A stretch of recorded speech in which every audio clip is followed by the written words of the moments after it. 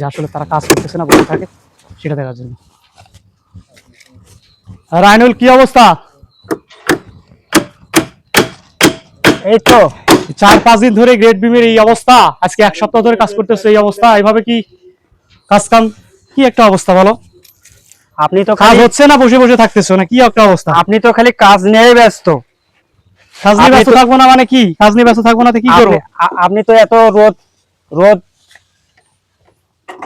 রোদে কাজ করতেছি আমরা, আপনি তো একটুও খোঁজ নেন নাই। এই নাস্তা পানি খাওয়ার কথা বলতেছেন না। নাস্তা পানি খাওয়ার কথা বলতেছি না মানে? তোমরা 4-5 দিন ধরে এইটুকু কাজ করতেছো, নাস্তা পানি কথা বলতে হবে আমাকে? নাস্তা পানি দিতে হবে, তোমাদের বেতন দেই না আমি?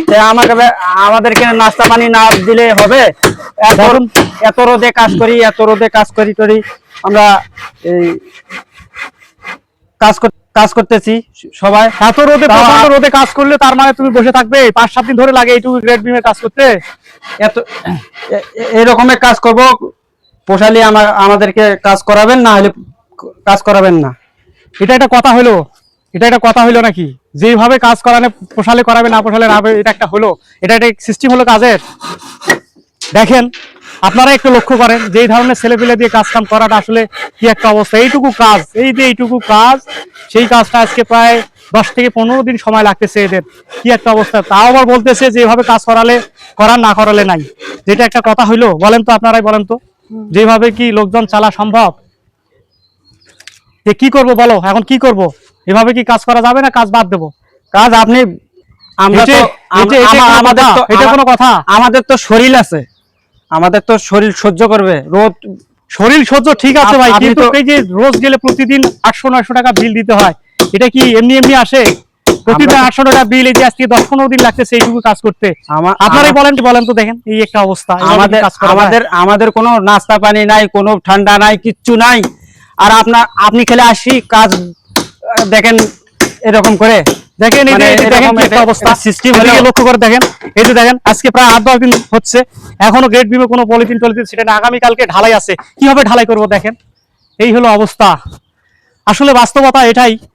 প্রিয় বন্ধু, কন্ট্রাক্টর আছে যারা অনেক বড় বড় কাজ করে থাকে, তাদের একটাই হলো কথা যে তাদের যে অধীনস্থ যে লোকগুলো কাজকর্ম করে, আসলে তাদের যে সুবিধা অসুবিধাগুলো তারা দেখে না, শুধু দেখে যে আমার কতটুকু কাজ হয়েছে।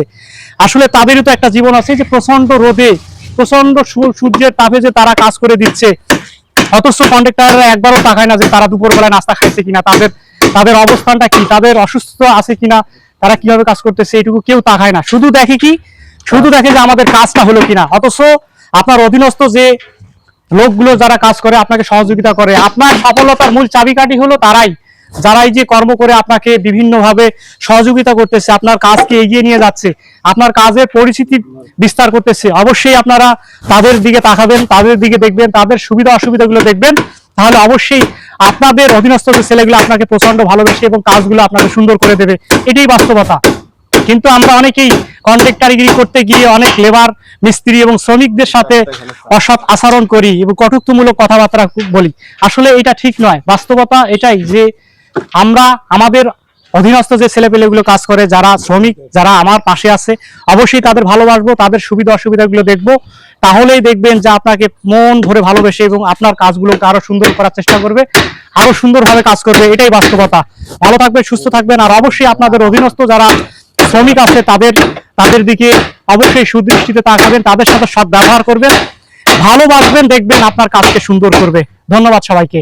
অবশ্যই ভিডিওটি ভালো লাগলে শেয়ার করবেন এবং লাইক কমেন্ট করে পাশে থাকবেন। ধন্যবাদ সবাইকে।